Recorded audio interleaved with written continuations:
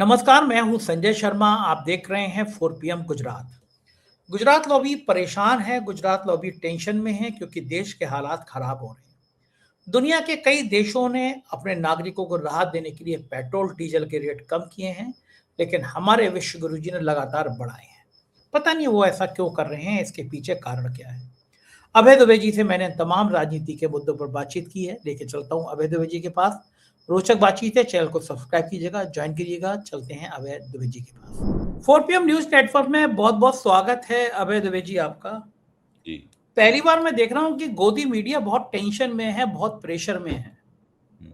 हमारे विश्व गुरु जी विदेश यात्रा पर हैं। उससे पहले तो दिखाते थे कि भाई विदेश में गए तो लोग लाइन लगा के झंडे दिखा रहे हैं, रो रहे हैं कि विश्व गुरु जी आप नहीं होते तो हम दुनिया में जी नहीं पाते, आप हैं तो जहान है। लेकिन इस बार इसलिए प्रेशर में है कि 3 रुपए सीधा पेट्रोल डीजल पे बढ़ गया। 3 रुपए का मतलब ये होता है कि मध्यम वर्गीय परिवार की कमर टूट गई। और मैं फिर हर बार कहता हूं कि इस देश में जितनी बैंड मध्यम वर्गीय परिवार की बजाई है मोदी जी ने, उतनी कभी बजी नहीं मध्यम वर्गीय परिवार की। और ये बड़ी खराब सी कहावत कही जाती है हमारे यहाँ गांव में, गरीब की जोरू सबकी भौजाई। मतलब जो बेचारी गरीब महिला होती है उसको सब भाभी भाभी कह के छेड़ते रहते हैं। तो मध्यम वर्गीय परिवार को मोदी जी ने लगभग इसी भाव से समझ लिया है कि ये तो बेचारे कोरोना में जब लाशें गिर रही होंगी तो टॉर्च भी जलाएंगे, बैंड भी बजाएंगे, थाली भी बजाएंगे, ये कहाँ जाएंगे। सोसाइटी के अंकल आंटियां बस इस बात में खुश हो जाएंगे कि अब्दुल की चूड़ी टाइट हो गई। हिंदू मुसलमान का कार्ड करें, खेलेंगे, भगवान जी के मंदिर में 3-4 घंटे बैठ जाएंगे। और ये मध्यम वर्गीय परिवार इसकी कितने भी बैंड बजा लो, ये कहाँ जाएगा। खून के आंसू रो रहा है। मेरे एक दोस्त है, बेचारे की 2.25 लाख तनख्वाह है। कैलकुलेट करके बता रहा था कि पिछले 10-11 सालों में बड़ा भक्त था। 2014 में कहता था कि मोदी जी तो भगवान विष्णु का अवतार है। आज बस वो रो ही नहीं दिया फोन पे, कह रहा था समझ में नहीं आ रहा ये बच्चे पढ़ेंगे लिखेंगे कैसे, कहाँ से फीस का इंतजाम होगा। 3 रुपए का हिसाब का मतलब जोड़ रहा था कि कैसे रसोई का खर्चा बढ़ रहा है और कैसे जिंदगी का खर्चा बढ़ रहा है। तो मैं ये कह रहा था ये यात्राएं जो मोदी मीडिया वाले दिन रात दिखाते थे वो भी नहीं दिखा पा रहे हैं। इंटरनेशनल लेवल पे केवल अमेरिका और चीन की मुलाकातें, राष्ट्रपति की मुलाकातें हैं। विश्व गुरु जी गायब हैं। भारत में हाहाकार मचा है और सब मान रहे हैं ये 3 रुपए पहली बार में जोर का झटका धीरे से दिया है, ये कीमतें अभी और बढ़ेंगी। आपको क्या लगता है कि वाकई में झटका भी और लगने वाला है? नहीं, आपने लास्ट में जो अंत में जो कहा वही बात सही है। मेरा अपना मानना यह है, और दूसरे कुछ विशेषज्ञों ने भी इसका तखमीना लगाया है। उनका मानना है कि कम से कम इस 3 रुपए बढ़ने से पहले जो तेल की कीमतें थी, पेट्रोल डीजल की, और जो सीएनजी की कीमतें थी, उससे 25 से 30 रुपए के बीच में धीरे धीरे करके बढ़ाया जाएगा। अभी 3 रुपए बढ़ा, पेट्रोल बढ़ा, 3 रुपए डीजल बढ़ा। ये हो सकता है अगले बार एक हफ्ते के अंदर 5 रुपए या 6 रुपए बढ़ाया जाए। फिर उसके बाद हो सकता है कि 8 रुपए एकदम बढ़ा दिया जाए, फिर एक साथ 3 रुपए फिर बढ़ाया जाए। इस तरह करके जब तक पेट्रोल और डीजल 25 से 30 रुपए और महंगा नहीं हो जाएगा, तब तक ये एक एक किश्तों में ये सब बढ़ाया जाता रहेगा। ये इस तरीके से चलेगा। अभी मोदी जी को कोई चुनाव नहीं लड़ना है, कुछ नहीं। अभी तो केवल जब पेट्रोल और डीजल महंगा होगा तो टीवी पे बहसें होंगी, अखबारों में लेख लिखे जाएंगे, तो उनके प्रवक्ता तरह तरह के उल जलूल मनमाने तर्क और झूठे आंकड़े देकर अपनी राजनीतिक गोटी लाल करने की कोशिश करेंगे। विपक्ष ने बताएगा कि भाई जब जब तेल जो है वो 60 रुपए था, $60 पर बैरल था, उस वक्त आपने क्यों नहीं उसकी कीमत कम की थी। अब आप ये क्यों कह रहे हैं कि हमने 4 साल से बढ़ाई नहीं। दरअसल वस्तुस्थिति तो ये है कि जब तेल बहुत सस्ता मिल रहा था, तब ये लोग 90 रुपए या उसके पार बेच रहे थे। तो ये सब बहसें होती रहेंगी। तो मोदी जी ने अपना काम कर लिया है। मोदी जी ने 5 राज्यों के चुनाव लड़ लिए हैं, और चूंकि उन्होंने पश्चिम बंगाल जीत लिया है, असम तो उन्हें जीत नहीं था, तो वो मानते हैं कि हम कामयाब हो गए। और उन्होंने खूब जम के जश्न मनाया, करोड़ों रुपए फूंक दिए कलकत्ता में जश्न के, करोड़ों रुपए फूंक दिए उन्होंने गुवाहाटी में जश्न के। और जश्न के रुपए फूकने के तुरंत पहले या तुरंत बाद में उन्होंने अपनी अपील की कि लोग किफायत से रहें, और उसके बाद विदेश यात्रा पर रवाना हो गए। 2 कारों वाला एक वीडियो टीवी पे घुमा दिया गया सुनसान सड़क के ऊपर कि 2 काली कारें जा रही हैं मोदी की हैं, 4 सफेद कारें जा रही हैं ये अमित शाह की हैं, सफेद सड़क और सुनसान सड़क के ऊपर वो वीडियो घुमा दिया गया और मोदी जी अपने विदेश रवाना हो गए। अमित शाह अपने पार्टी में दंद फंद होता रहता है लगातार। आजकल तो उत्तर प्रदेश केंद्र में है, पता नहीं उस पर आप क्यों नहीं चर्चा करते। उत्तर प्रदेश में जो मंत्रिमंडल का विस्तार हुआ था, अभी तक पोर्टफोलियो डिस्ट्रीब्यूशन नहीं हो पाया है, विभागों का डिस्ट्रीब्यूशन नहीं हो पाया है, और उसमें बीच में फंसा हुआ है पीडब्ल्यूडी विभाग, सार्वजनिक निर्माण विभाग, लोक निर्माण विभाग फंसा हुआ है। अभी योगी जी वहां गए थे, दिल्ली आए थे, और उन्होंने अमित शाह को जाके गुलदस्ता दिया, वो चित्र छपा हुआ है। दोनों इतने ज्यादा गंभीर हैं गुलदस्ता लेते देते समय, ऐसा लग रहा है कि जैसे कि वो ले जरूर गुलदस्ता रहे हैं, सोच कुछ और रहे हैं, दिमाग उनका कहीं और है।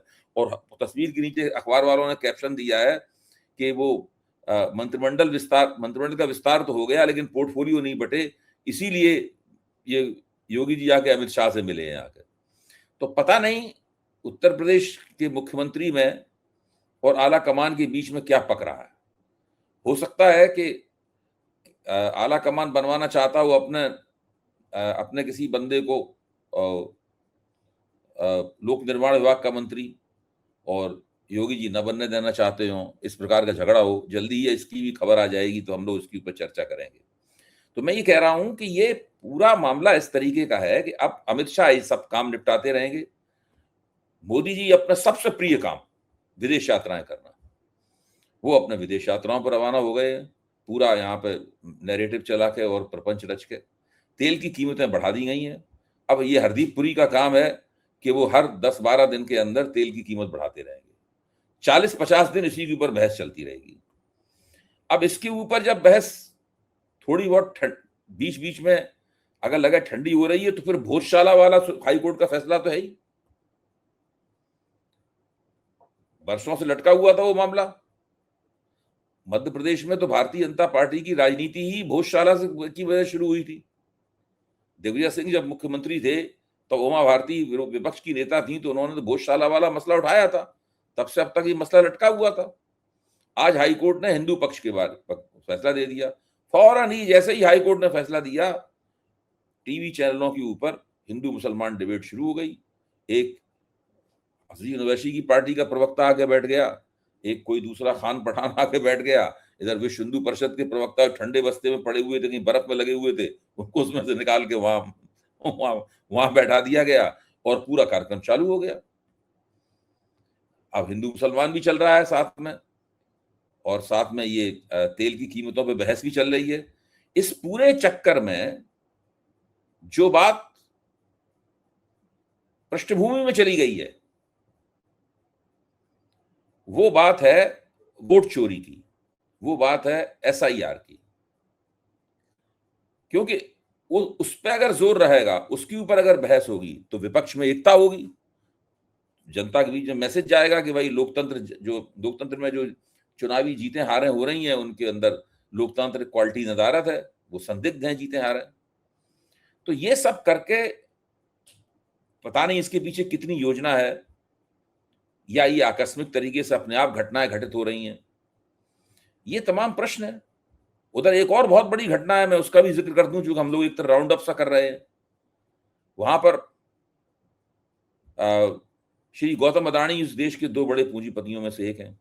उनके ऊपर अमेरिका की अदालत में फ्रॉड का मुकदमा चल रहा था। सब जानते हैं ब्रुकलिन में बाकायदा ग्रांड जूरी ने बैठकर उनको बताया कि इनके ऊपर मुकदमा चलना चाहिए, इनको कटघरे में खड़ा करना चाहिए।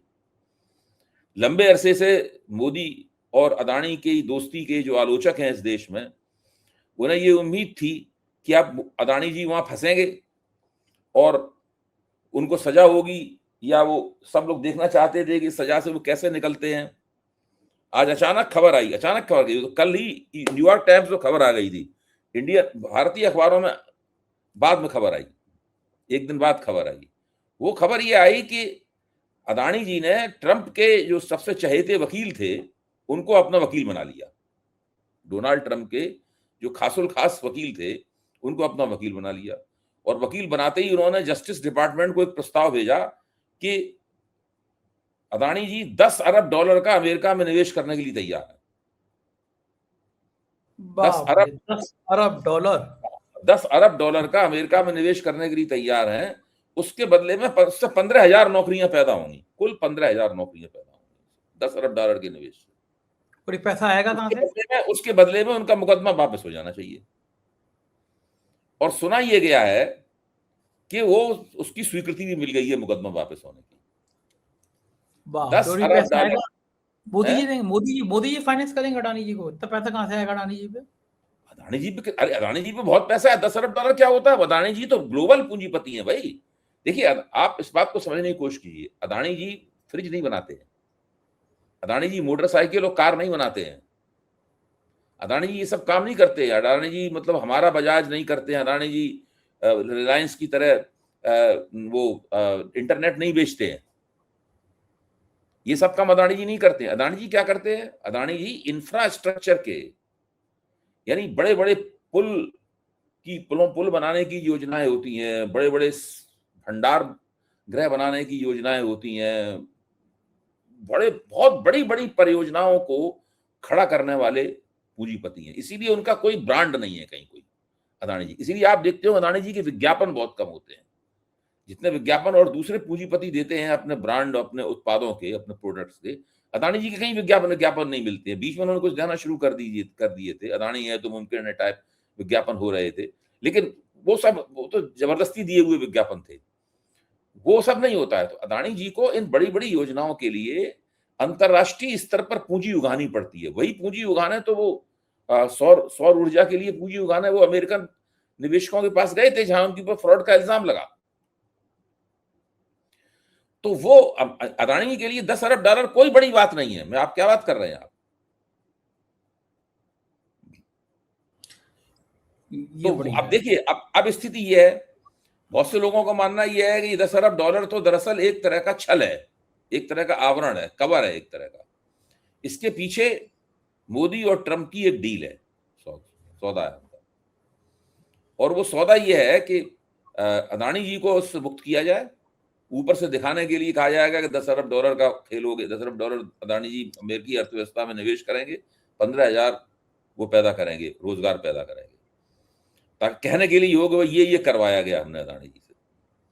लेकिन वस्तुता तो यही है कि भाई रशिया का, रूस का सस्ता तेल नहीं खरीदा जाएगा, ईरान का सस्ता तेल नहीं खरीदा जाएगा, उनके जहाज वापस कर दिए जाएंगे, यानी भारत की कीमत वेनेजुएला का महंगा तेल खरीदा जाएगा, अमेरिका का महंगा तेल खरीदा जाएगा।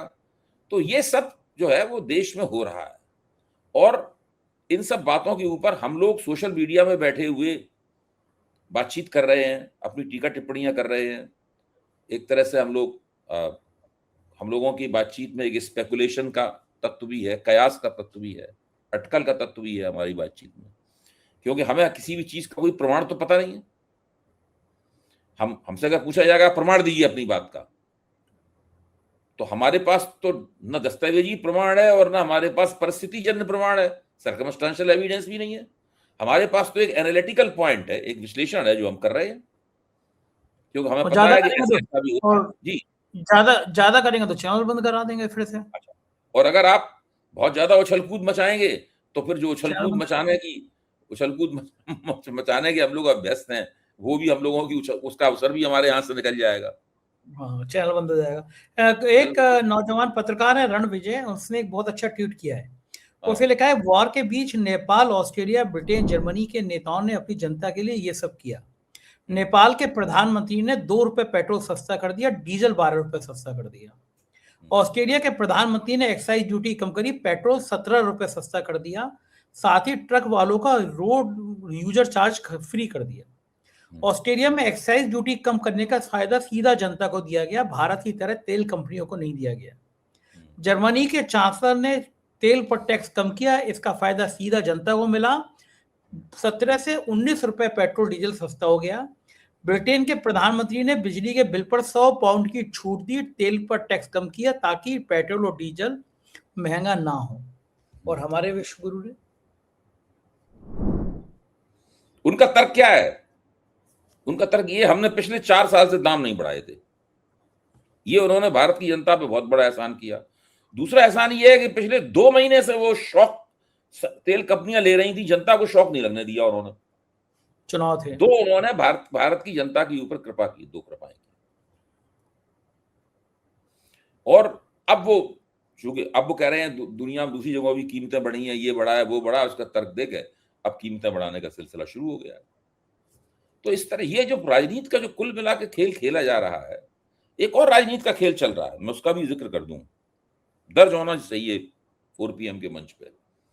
वो ये है कि जो 2024 में जो याचिका दायर की गई थी कि चुनाव आयुक्तों की नियुक्ति कैसे हो, क्या सरकार के पास इस तरह चुनाव आयोगों की नियुक्ति का अधिकार होना चाहिए? सरकार मनमाना जिसको चाहे नियुक्त कर दे, अपने चाहते को नियुक्त कर दे। तो अब वो सुप्रीम कोर्ट उस पर विचार करने लगा है, और सुप्रीम कोर्ट के जज जो विचार कर रहे हैं वो ऐसी ऐसी टिप्पणियां दे रहे हैं, उन टिप्पणियों को सुनकर तो लगता है कि वो इस सरकार ने जो कानून बनाया था उस कानून को खारिज करने जा रहे हैं। लेकिन उनकी टिप्पणियों से हम लोगों को बहुत उम्मीदें नहीं करनी चाहिए। ऐसी टिप्पणियां जज लोग बहुत देते हैं, बाद में वो लिखते भी नहीं है उन टिप्पणियों को अपने फैसले। लेकिन टिप्पणियां सुन लीजिए आप। एक टिप्पणी यह है कि आखिरकार चीफ जस्टिस ऑफ इंडिया को उस जो चयन करने वाली कमेटी है उसका मेंबर क्यों नहीं होना चाहिए? जब आप लीडर ऑफ अपोजिशन को रखते हैं उसके अंदर, और उसके मुकाबले सरकार के लोग जो होते हैं वो लोग सरकार के प्रतिनिधि जो बैठे होते हैं वो बहुमत में होते हैं, लीडर ऑफ अपोजिशन के होने से फायदा क्या है? एक जुडिशरी का व्यक्ति होना चाहिए, चीफ जस्टिस ऑफ भारत का मुख्य न्यायाधीश उसके अंदर होना चाहिए। दूसरी टिप्पणी सुनिए आप। दूसरी टिप्पणी यह है कि चुनाव आयुक्त को न सिर्फ निष्पक्ष होना चाहिए बल्कि उसे निष्पक्ष दिखना भी चाहिए। तीसरी टिप्पणी यह है कि सरकार को यह अधिकार नहीं लेने दिया जाएगा कि वो अपने मनमाने क्यों लेने दिया जाए अधिकार ये कि अपने मनमाना चुनाव आयुक्त को नियुक्त कर दें। अब इन 3 टिप्पणियों को अगर आप सुनेंगे तो आपको लगेगा कि अब तो कुछ बड़ा काम होने वाला है। लेकिन क्या आप इन 3 टिप्पणियों को सुन के ये बात गारंटी से कह सकते हैं कि बड़ा काम होने वाला है कोई? अभी आज मैं प्रशांत भूषण जी से चर्चा कर रहा था तो उन्होंने बताया कि अगर सुप्रीम कोर्ट इस कानून को रद्द करता है तो फिर ज्ञानेश कुमार की नियुक्ति भी रद्द हो जानी चाहिए उसके। यही कानून कहता है, बशर्ते सुप्रीम कोर्ट अनुच्छेद 142 के अपने अधिकारों का इस्तेमाल करते हुए उनकी नियुक्ति को रद्द होने से रोक दे। इसके लिए स्पष्ट उसे निर्देश दे दे कि कानून हमने रद्द कर दिया है लेकिन चुनाव आयुक्त की नियुक्ति रद्द नहीं होगी। और चुनाव आयोग की नियुक्ति रद्द होती है तो SIR सब रद्द हो जाएगी। तो अगर इसमें कोई जुडिशियल खेल होने वाला है तो खेल तो बहुत बड़ा होगा। आप सोचिए, मतलब कोई बड़ी बात दिख रही है पूरी। लेकिन क्या होगा इसके बारे में हम और आप एक अंदाजा लगा ही सकते हैं। अभी 4 PM के मंच पे कहने की जरूरत नहीं। लेकिन कई बार ऐसा हुआ है, और एक टिप्पणी जो सुप्रीम कोर्ट के चीफ जस्टिस की बहुत ज़्यादा वायरल हो रही है, वो भी बड़ा दुखद है। बेरोजगारों को लेकर उन्होंने टिप्पणी करी है और वो उन्होंने कहा है कि कुछ युवा कॉकरोच की तरह हैं, उन्हें ना तो रोजगार मिलता है और ना पेशे में जगह। वो media, social media, RTI activist या अन्य एक्टिविस्ट बनकर हर किसी पर हमला शुरू कर देते हैं। अब सुप्रीम कोर्ट के मुझे लगता है कि चीफ जस्टिस को ये नहीं कहना चाहिए कुछ युवा कॉकरोच की तरह होते हैं, उन्हें काम नहीं मिलता। उन्हें इस बात पे गंभीर चिंता करना चाहिए कि युवाओं को काम क्यों नहीं मिलता, बजाय उनको कॉकरोच कर दो। जो आदमी नहीं कुछ काम कर पा रहा वो RTI बन जाए, सोशल मीडिया वाला बन जाए, पत्रकार बन जाए। ये तो ज्यादा अच्छा है ना कि वो हाथ में तमंचा उठा के अपराध करना शुरू कर दे। उससे तो ज्यादा अच्छा है ना कि कुछ तो भाषा उन्होंने इस्तेमाल की है, कोई भी उस भाषा से सहमत नहीं होगा कि आप बेरोजगार युवाओं को जो रोजगार पाने में विफल हैं उनकी तुलना आप कॉकरोच से करें। लेकिन इसके अंदर एक ओपनिंग भी है। हालांकि उन्होंने ये बात उस ओपनिंग के लिए नहीं लिखी है, लेकिन हमारे आपके ऐसे लोग इसके अंदर एक ओपनिंग देख सकते हैं। वो ओपनिंग क्या है? ओपनिंग ये है कि कॉकरोच जो है विषम परिस्थितियों में भी टिके रहने की ताकत रखता है। कॉकरोच जो है ना वो आसानी से खत्म नहीं होता। उसके लिए जाने कितने जहर बुझे स्प्रे बनाए जा चुके हैं, कौन कौन सी टिक्कियां बनाई जा चुकी हैं, कौन कौन सी लाइनें, जहर भरी लाइनें महिलाएं खींचती हैं अपने घरों में, है। लेकिन जहां कॉकरोच आ गया एक बार, वो कॉकरोच रहता ही है वहां पे। अच्छा, तो इसका ये भी है कि आप देश के नौजवानों को रोजगार नहीं देंगे, उनको बेहाल कर देंगे, उनको विपन्न कर देंगे, उनको बिल्कुल रोटी पानी के लिए मोहताज कर देंगे, लेकिन वो सोशल मीडिया के जरिए अपना विरोध व्यक्त करते रहेंगे। अब आप उनको काक्रोच कह रहे हैं, कहिए, लेकिन ये काक्रोच तो मरने वाला, कहीं जाने वाला है नहीं। और वो अपनी जो भाषा उसे आती है उस भाषा का इस्तेमाल करके अपनी बात कह रहा है, अपना विरोध व्यक्त कर रहा है। ठीक बात है। और डॉलर जो है शान के साथ 96 रुपए क्रॉस कर गया, भारत का रुपया। प्रधानमंत्री का सुषमा स्वराज का डायलॉग याद है आपको कि जब मनमोहन सिंह थे तो रुपया गिरता है तो क्या क्या होता है। अब किसी के मुंह से आवाज क्यों नहीं निकल रही, क्या रुपया 100 क्रॉस करेगा डॉलर के मुकाबले, इतना बुरा हाल हो जाएगा हम लोगों का, क्या लगता है अभय जी? देखिए 96 हो गया था क्रॉस करते करते, फिर थोड़ा सा पीछे हटके बंद हुआ है। 96 के नजदीकी है, ठीक ही कहा आपने, लेकिन ये रुकेगा नहीं यहां पर, ये रुकेगा नहीं यहां पर। और ये मुझे लगता ये है कि ये आने वाले 15 दिनों के अंदर अंदर ये 100 रुपए पे पहुंच जाएगा और इतिहास बन जाएगा। जो भारतीय अर्थव्यवस्था की जो बुरी हालत है, इनके विदेशी मुद्रा भंडार की जो बुरी हालत है, वो उसका कारण ये भी है कि ये रुपए की गिरावट डॉलर के मुकाबले रोक नहीं पा रहे हैं किसी भी तरीके से। इसके लिए न जाने कितने टन सोना खरीद चुका है रिजर्व बैंक कि किसी तरीके से उसको रोक ले, वो भी नहीं हो पाया। रुपए के मुकाबले डॉलर बेचे जा चुके हैं रिजर्व बैंक द्वारा, इसको कहते हैं भाषा में शॉर्ट किए जा चुके हैं, लेकिन फिर भी वो नहीं रोक पाया। उसकी वजह क्या है? उसकी वजह है कि भारतीय अर्थव्यवस्था की हालत बहुत खस्ता है। अर्थव्यवस्था में डॉलर आ नहीं रहे हैं, तो सरकार ने अर्थव्यवस्था में किसी तरह डॉलर आए, लोग विदेशी जो एफडीआई फॉरेन डायरेक्ट इन्वेस्टमेंट है वो भारत की तरफ बढ़े, तो उसके लिए जो होल्डिंग टैक्स होता है उस होल्डिंग टैक्स में कटौती की घोषणा कर दी है उन्होंने, ताकि जिनके जो जो जो डॉलर धारी हैं दुनिया में वो आए और भारत सरकार के बॉन्ड खरीदें, वो बदले में ब्याज लें। पहले उन्हें 20% या कितना परसेंट होल्डिंग टैक्स देना पड़ता था, उस होल्डिंग टैक्स को कम करके ये लोग दिखाना चाहते हैं कि भाई आइए हम होल्डिंग टैक्स कम कर रहे हैं, आपकी इनकम इससे ज्यादा बढ़ेगी। लेकिन कोई भारत में डॉलर लेके आना नहीं चाहता, ना पोर्टफोलियो इन्वेस्टमेंट में लाना चाहता है, ना डायरेक्ट इन्वेस्टमेंट में लाना चाहता है, ना ही प्रोजेक्ट्स के जरिए जो इन्वेस्टमेंट आता है, कारखाने लगाने के जरिए, परियोजनाएं बनाने के जरिए इन्वेस्टमेंट आता है, उनके जरिए भी डॉलर नहीं लाना चाहता है। क्योंकि सबकी मंजिल इस वक्त अमेरिकी स्टॉक एक्सचेंज है, जहां पर जो आईटी के शेयर्स हैं वो बहुत जबरदस्त छलांगे मार रहे हैं, उनसे बहुत लोगों को फायदा हो रहा है। अमेरिकी बॉन्ड जैसे भारतीय बॉन्ड जो है लोगों को पैसा नहीं दे रहा है, उसी तरह अमेरिकी बॉन्ड जो है उससे बड़ा फायदा हो रहा है, तो सब पैसा निकल के उधर जा रहा है वहां। तो अमेरिकी स्टॉक मार्केट की बल्ले बल्ले है और भारतीय स्टॉक मार्केट किसी तरीके से गुजर बसर कर रहा है, ये स्थिति है। तो मैं ये मानता हूं कि काफी बुरी स्थिति में है ये लोग, लेकिन इन लोगों का मानना ये है कि वो इसी तरीके से कुछ प्रबंधन, कुछ मैनेजमेंट करके अंततः टाइम निकाल लेंगे। अब ये देखने की बात है, टाइम निकालते हैं। कई विशेषज्ञों को तो मानना ये है कि 15-20 दिन में ही स्थिति और भी खराब होने वाली है, क्योंकि जितना इनके पास पेट्रोलियम पदार्थों का भंडार था, वो भंडार जितना ये कह रहे 10% कम हुआ है, लेकिन सुना ही जाता है कि भंडार और भी ज्यादा काफी कम हुआ है। इनके पास 12-13 दिन से ऊपर का भंडार रह नहीं गया है। हरदीपुरी कहते हैं 60 दिन का है, लेकिन लोग मान रहे हैं कि 12-13 दिन का या 15 दिन का भंडार है इनके पास केवल। ठीक तो बात है। अगर हालात कहीं से उनके पास पेट्रोलियम पदार्थ नहीं आए, तेल के भरे हुए जहाज नहीं आए, तो बहुत मुश्किल हो जाएगी। ठीक बात है, हालात बहुत खराब हो रहे हैं। बहुत बहुत शुक्रिया अभय जी, आपने मुझे समय दिया, बातचीत की, थैंक यू। ये थे अभय द्विवेदी जी, और मैंने जैसा आपसे कहा कि मुझे इस समय आपकी बहुत मदद की जरूरत है। सरकार चाहती है कि मेरी आवाज बंद कर दी जाए। पूरे देश में किसी पत्रकार पे इतनी कार्रवाई नहीं हुई जितनी मुझ पर हुई है। ऐसे मौके पे मेरा साथ दीजिए, चैनल को सब्सक्राइब कराइए, ये इतनी मदद करिए कि खुद 10 लोगों को पकड़िए और 10 लोगों को बताइए ये वो चैनल है।